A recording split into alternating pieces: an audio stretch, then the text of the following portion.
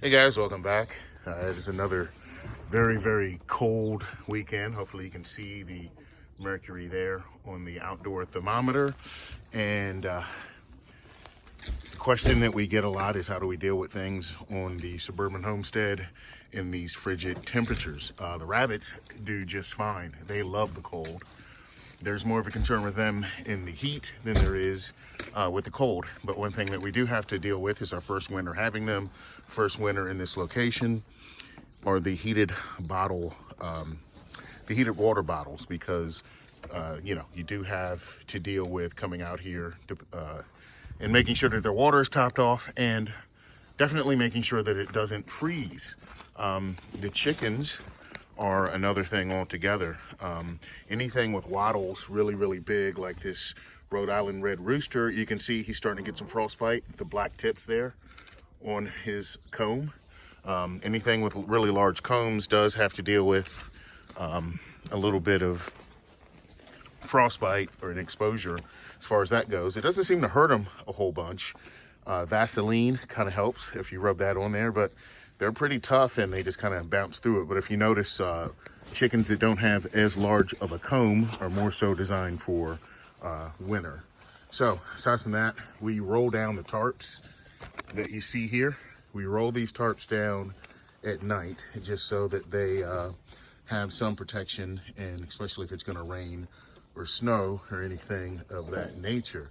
Now, as far as the chickens go, they really like this area. Oh, now I guess the eggs are all gone, but they usually hide some eggs down there.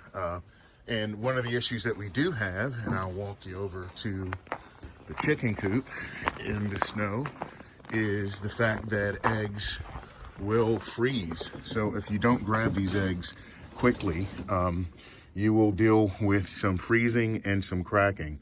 So one tip here is to periodically through the day grab eggs if you can. Now, how do we keep them warm? A lot of it has to do with sealing up all of the drafts. So we use a lot of plastic wrap. And another thing we use, you see these black oil sunflower seed. We use a lot of black oil sunflower seed on the Homestead. And these bags, if you kind of notice, have almost that ripstop type of construction to them. They're the material that they're made out of. So that means that they're almost like tarp-like. So we utilize that everywhere that we can. And that even means, here we're just utilizing tarp, but I think over here on, on the backside, we can use that, and we have enough of those bags, and believe me, we have a lot of them.